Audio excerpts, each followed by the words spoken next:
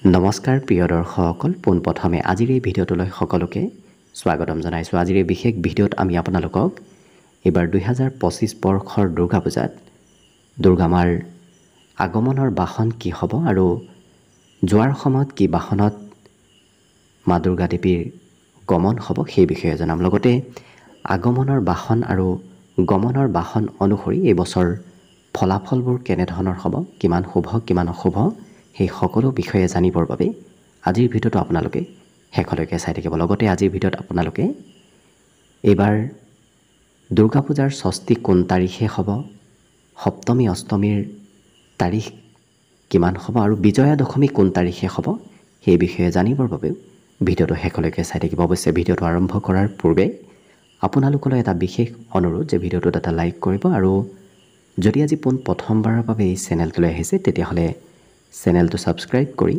Comment বক্সত জয় মা দুৰ্গা লিখিবলৈ একেবাৰে নাপাহৰিব। এইবাৰ 2025 বৰ্ষৰ দুৰ্গা পূজাত দুৰ্গা মাৰ আগমন হ'ব হাতীত।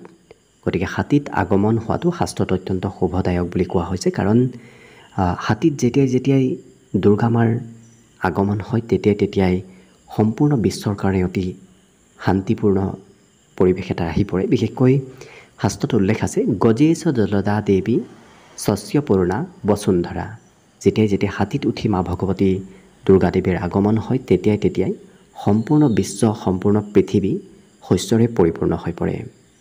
বৰষুণ হ'ব ধৰে, সম্পূৰ্ণ পৃথিৱীত এক শান্তিৰ পৰিৱেশ আহিব ধৰে। গতিকে আগমনৰ ফলাফল এইবছৰ অতি শুভদায়ক দেখা পোৱা গৈছে।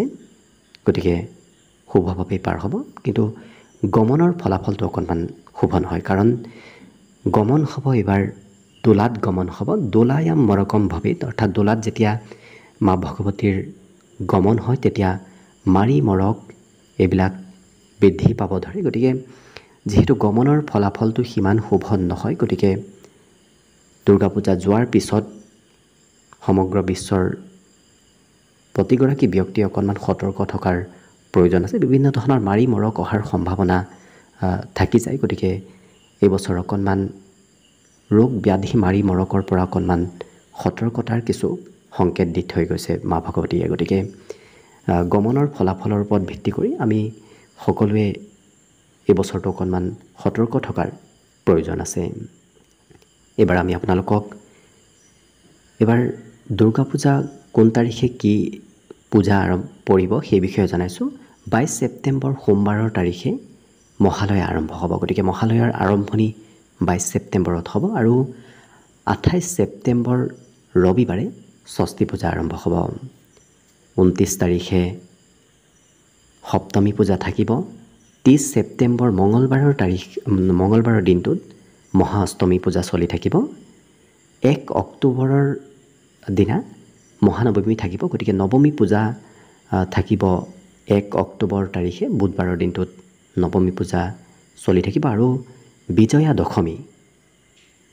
দশমী হ'ব 2 অক্টোবৰ। গান্ধী জয়ন্তীৰ দিনাই বিজয়া দশমী হ'ব আৰু সেইদিনাই বিসৰ্জন মা ভগৱতীক বিসৰ্জন দিয়া হ'ব। গতিকে এইবছৰ খুব তিথিবোৰ খুব ধুনীয়াকৈ পৰিছে। গতিকে আশা কৰিছোঁ মা ভগৱতীৰ কৃপাত সকলোৰে জীৱন সুখ সমৃদ্ধিশালী হৈ পৰক, তাৰেই কামনাৰে আজিৰ বাবে ভিডিঅ'টো ইমানতে সামৰণি মাৰিছোঁ।